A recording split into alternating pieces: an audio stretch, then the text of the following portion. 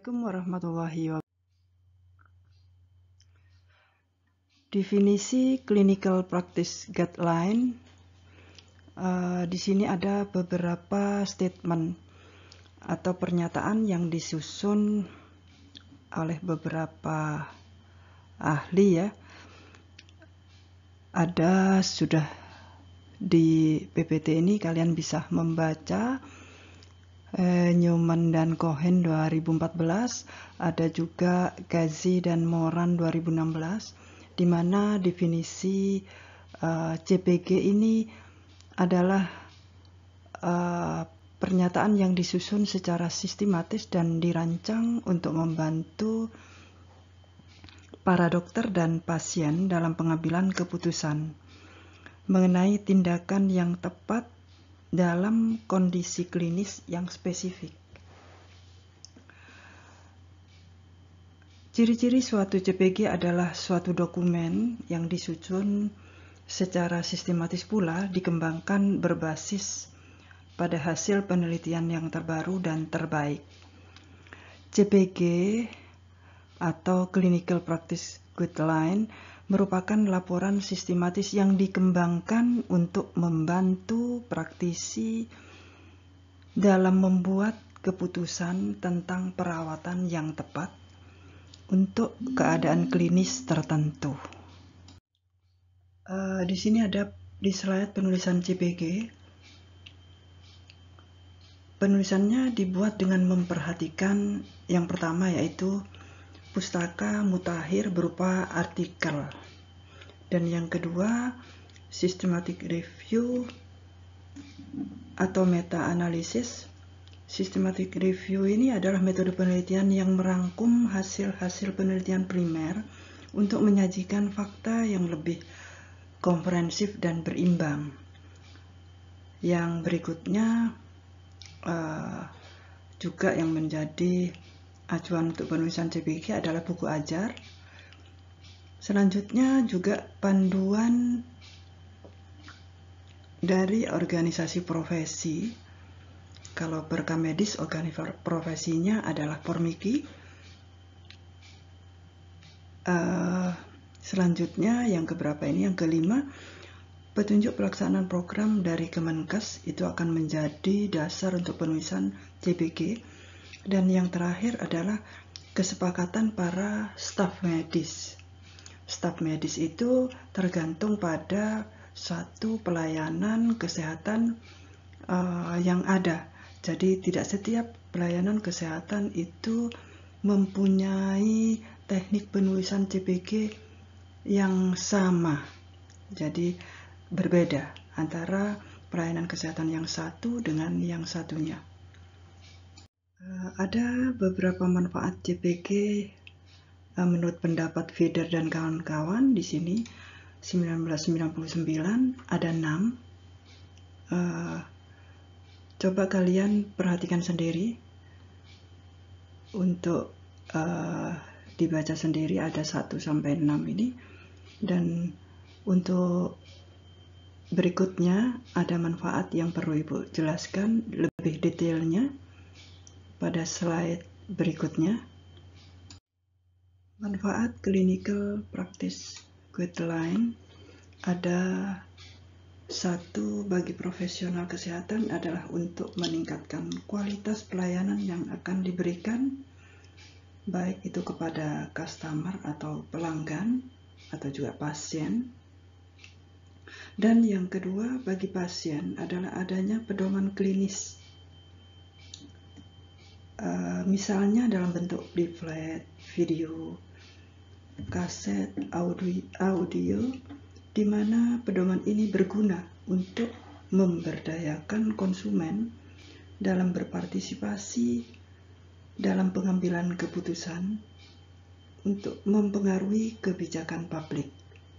Artinya di sini pasien dibuat juga memberikan saran untuk dan masukan supaya bisa dibuat leaflet, video oleh pelayanan kesehatan atau rumah sakit, bisa juga puskesmas.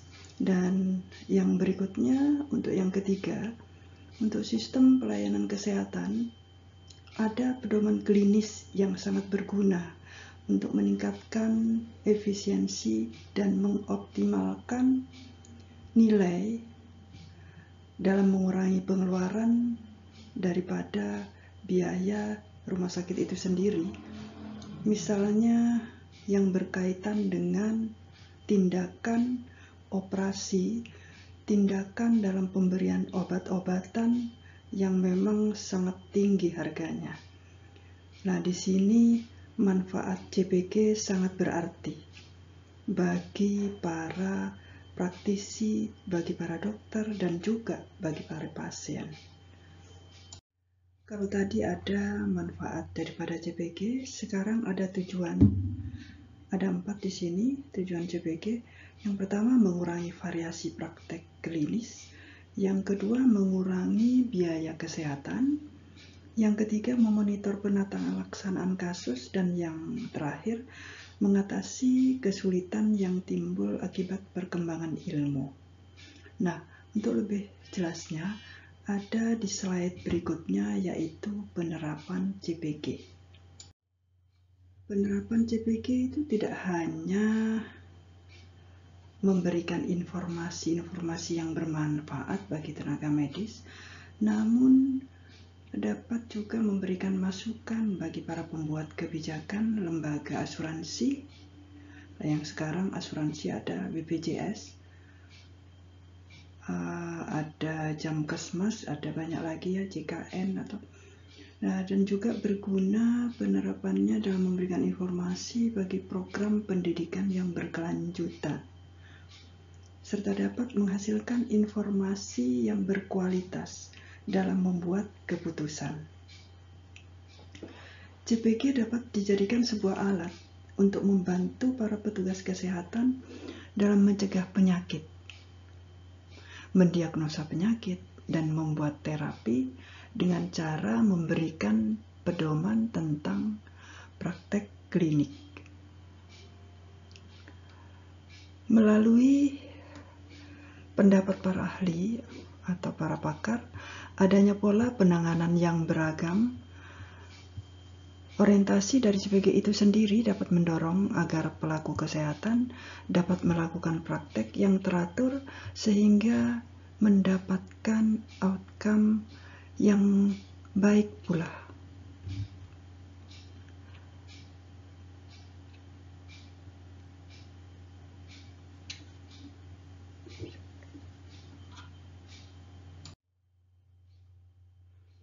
Ya, kalau tadi topiknya adalah CPG.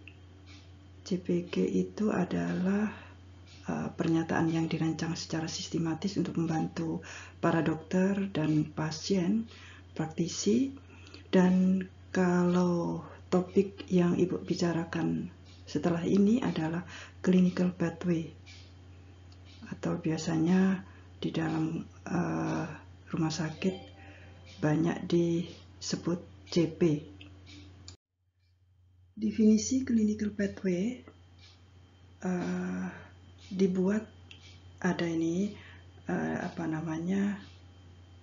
clinical pathway itu sebetulnya dapat diartikan jalur klinis, ya, alur klinis. Ada yang mendefinisikan clinical pathway itu dibuat untuk memberikan rincian yang harus dilakukan pada kondisi klinis tertentu. CP ini bisa memberikan rencana tata laksana hari demi hari dengan standar pelayanan yang dianggap sesuai. Yang berikutnya ada definisi yang lainnya. Pelayanan dalam clinical pathway ini bersifat multidisiplin, artinya dari beberapa tenaga kesehatan yang ada pada pelayanan kesehatan atau rumah sakit, sehingga semua pihak yang terlibat dalam pelayanan kesehatan, baik itu dokter, dokter gigi, perawat, fisioterapi, dan lain-lain, dapat menggunakan format yang sama.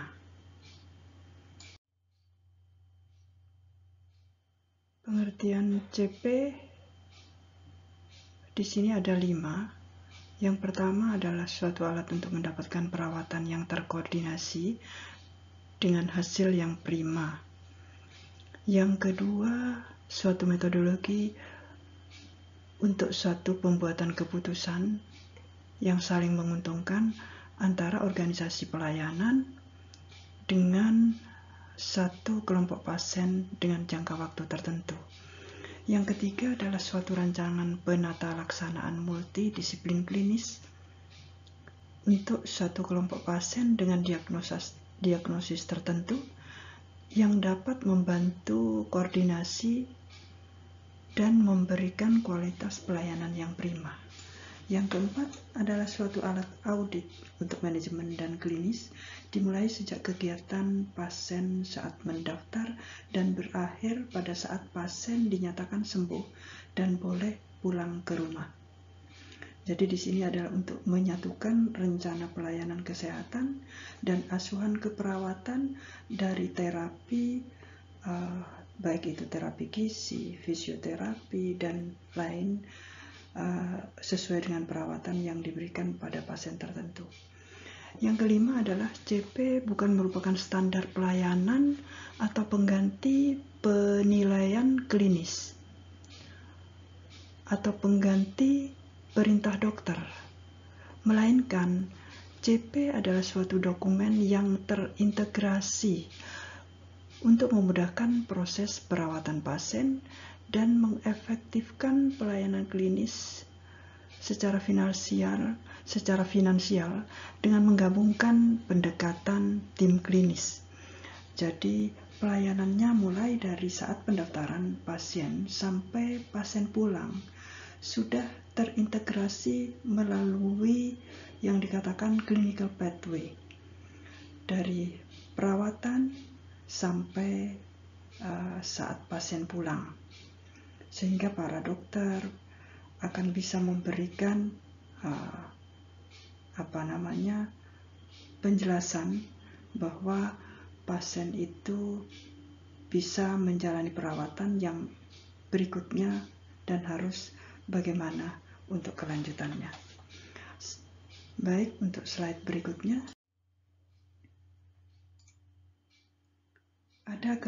ada di sini, bisa kalian baca di slide ini tentang kelebihan format clinical pathway. Ada dua ya. Kelebihan format ini adalah bagaimana mengetahui perkembangan pasien sehingga bisa dimonitor untuk setiap hari, baik intervensi maupun outcome-nya. Oleh karena itu maka clinical pathway sangat layak dibuat untuk penyakit tertentu atau kondisi klinis yang memerlukan pendekatan multidisiplin ilmu. Artinya multidisiplin ilmu itu adalah dari berbagai tenaga kesehatan, dokter spesialis, beberapa dokter spesialis, dan dokter keilmuan lainnya seperti dokter gigi. Mungkin ada yang memang banyak dilibatkan, makanya clinical pathway ini sangat berguna karena sebagai dokumen untuk mengetahui perkembangan klinis pasien. Yang berikutnya, kelebihan format CP itu bagaimana dalam perjalanan klinis ditemukan hal-hal yang menyimpang, yang masih belum dilaksanakan dan belum dievaluasi untuk tindak lanjutnya. Itu kelebihan format CP.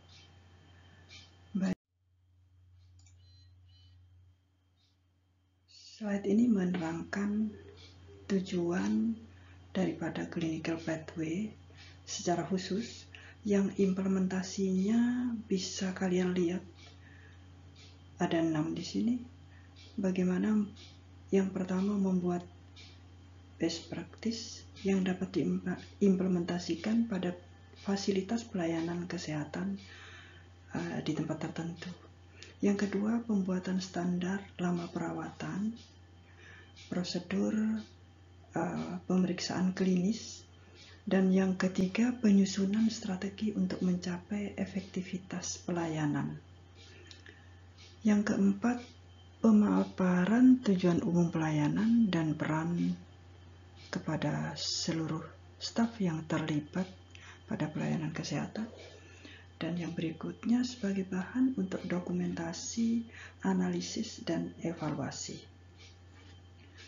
Yang terakhir, yang keenam, sebagai bahan untuk edukasi kepada pasien tentang perkiraan prosedur-prosedur apa saja yang akan dilakukan.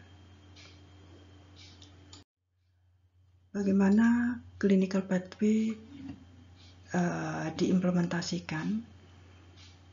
Di sini ada 4 yang clinical pathway dibuat standar pelayanan pada tingkat nasional, terutama pada pelayanan kedokteran yang biasanya disebut PNPK, dan kemudian menjadi panduan praktek klinis yaitu PPK, tetapi tetap menyesuaikan dengan pelayanan kesehatan tertentu. Artinya setiap rumah sakit mempunyai panduan praktek klinis yang berbeda antara rumah sakit satu dengan yang lainnya.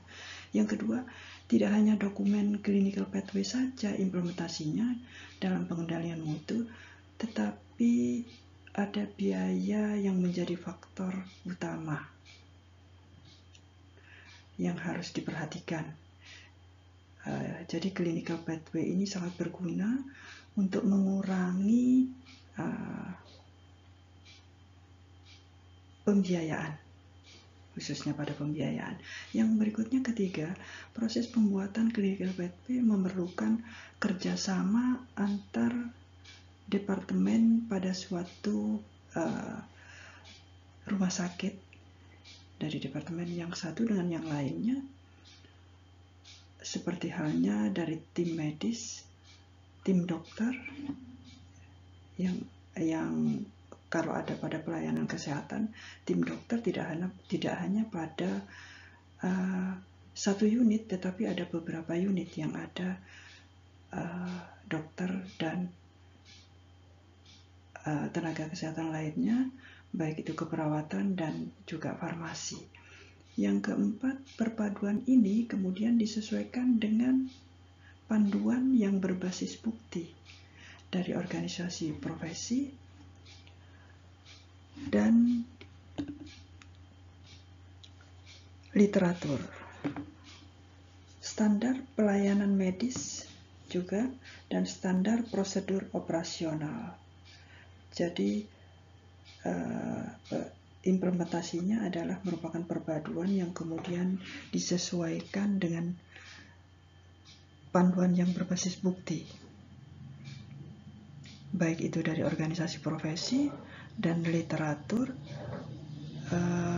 juga standar pelayanan medis, standar prosedur operasional yaitu SPO, dan daftar standar formularium untuk tindakan pengobatan. Untuk penyusunan, ada prinsip penyusunan clinical pathway, Ibu ambil dari tulisan Firmanda 2005 ini. Ada 7 bagaimana prinsip dalam menyusun clinical pathway. Yang pertama, seluruh kegiatan pelayanan yang diberikan harus secara terintegrasi dan berorientasi fokus terhadap pasien. Yang berikutnya, melibatkan seluruh profesi yang terlibat dalam pelayanan rumah sakit, dalam melayani pasien tentunya.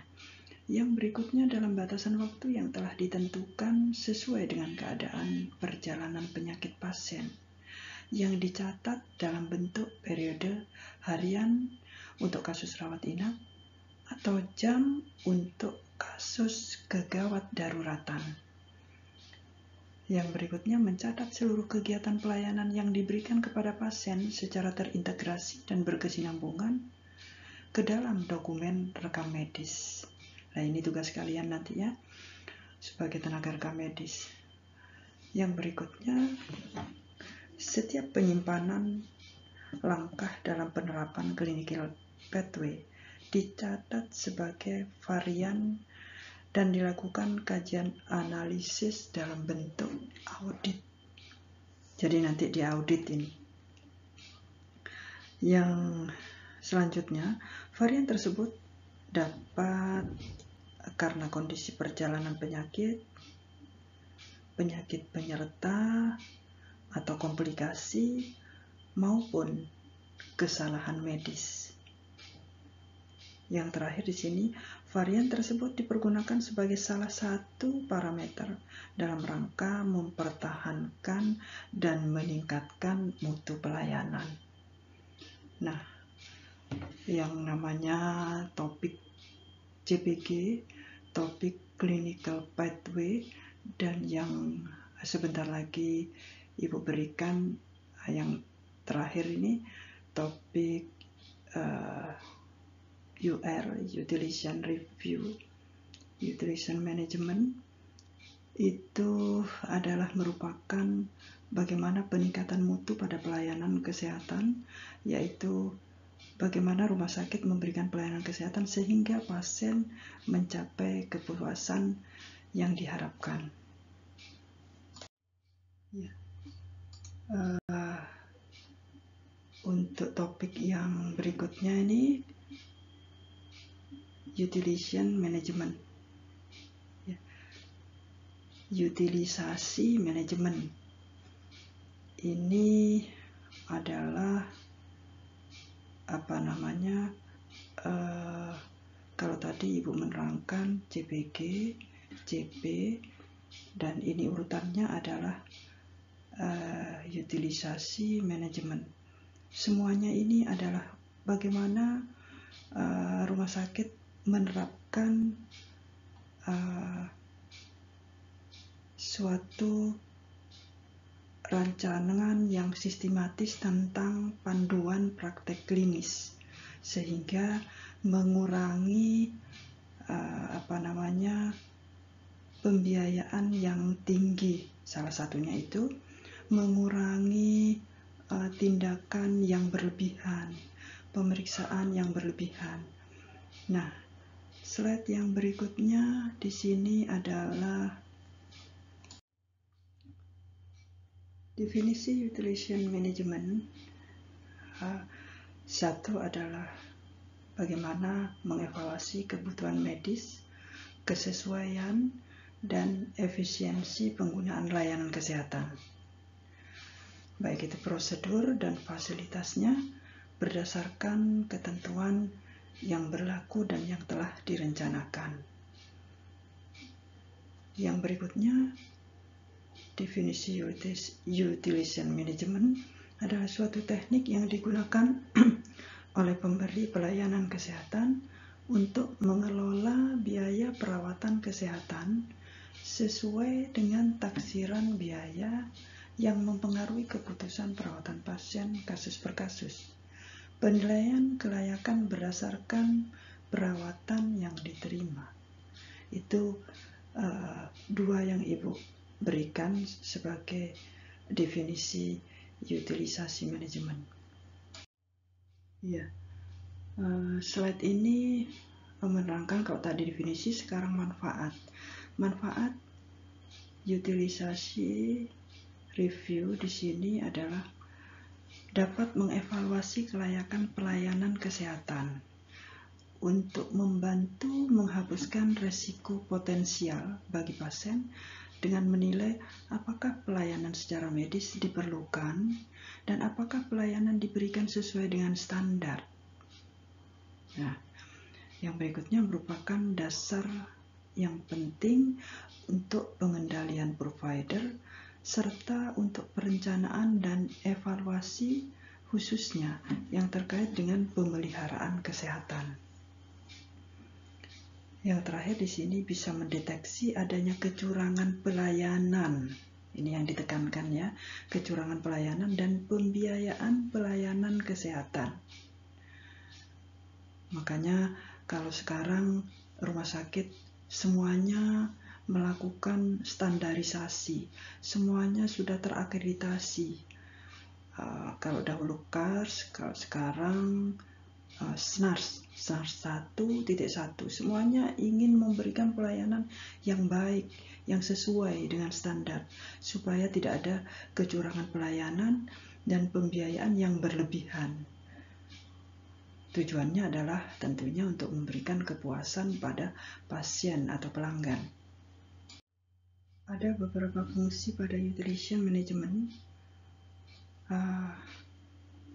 Yang pertama adalah proses yang menentukan apakah pemberian asuhan medis yang diberikan pada seorang pasien itu diperlukan, dan kemudian bagaimana menetapkan tujuan kriteria screening sebagai dasar dari utilization review yang dibuat sesuai dengan time frame rencana daripada utilization management. Kemudian selama proses utilization review, informasi pasien dan kondisi diberikan oleh dokter pasien tersebut. Maksudnya di sini adalah selama proses, bagaimana informasi pasien dengan kondisi yang diberikan oleh dokter itu akan terekam supaya untuk bisa menjadi evaluasi. Dan yang terakhir di sini fungsinya adalah informasi itu bisa dibandingkan dengan kriteria screening yang ditetapkan. Apakah tepat pasien dirawat inap atau rawat jalan, dan apakah sesuai pengobatannya, baik itu sebagai pasien rawat inap dan sebagai pasien rawat jalan. Itu adalah fungsi daripada utilization review, utilization management maksud Ibu, yang bisa kalian simak. Pelaksanaan utilization review ada 3. Utilization dapat dilakukan secara prospektif, artinya sebelum asuhan dilakukan. Yang kedua, concurrently. Ini diartikan asuhan sedang dilakukan. Kalau yang terakhir ini retrospectively adalah asuhan yang sudah dilakukan. Jadi kalau prospectively sebelum asuhan dilakukan, kalau concurrently adalah asuhan sedang dilakukan, sedangkan retrospektif adalah asuhan sudah dilakukan. Nah, ini ada penjelasannya pada slide berikutnya, bagaimana yang dimaksud prospectively, concurrently, dan retrospectively. Penjelasan daripada prospectively dimaksudkan adalah untuk mempengaruhi pemanfaatan sebelum memulai kegiatan pelayanan kesehatan. Bagaimana menentukan tentang rencana pelayanan atau intensitas pelayanan. Asuhan yang diperlukan sesuai dengan kondisi pasien saat mau masuk rawat, baik itu rawat inap atau rawat jalan. Penjelasan yang berikutnya yaitu concurrently dimaksudkan untuk mempengaruhi pemanfaatan pada saat kegiatan pelayanan kesehatan sedang berlangsung. Tekniknya biasanya dilakukan adalah dengan melakukan penilaian terhadap loss, yaitu length of stay. Yang berikutnya discharge planning, dan yang berikutnya pula continued stay review. Setelah tadi prospektif, konkuren, dan sekarang retrospektif. Retrospektif ini adalah bagaimana meninjau pola pemanfaatan untuk menentukan di mana perbaikan perlu dilakukan. Ini ada salah satu contoh ya pada retrospektif ini, yaitu claim review, yang merupakan kajian terhadap klaim untuk melihat kesesuaian klaim dengan jaminan yang telah disepakati dan memantau kecenderungan dari perilaku klaim, sehingga terbukti bisa memantau kecenderungan dari perilaku klaim. Pada bagian mana saja biaya yang sangat mahal yang harus diklaim, dan Yang kedua, pattern review adalah merupakan kajian terhadap pola utilisasi pelayanan kesehatan guna memperoleh gambaran tentang pola utilisasi pelayanan kesehatan oleh peserta, pola pemberian pelayanan oleh provider, dan pembiayaan pelayanan kesehatan pada masing-masing unit pelayanan kesehatan. Ya, baik, sebelum Ibu akhiri, Ibu akan memberikan sedikit penekanan ya pada materi 3 topik tadi, yaitu clinical practice guideline, clinical pathway, dan utilization management.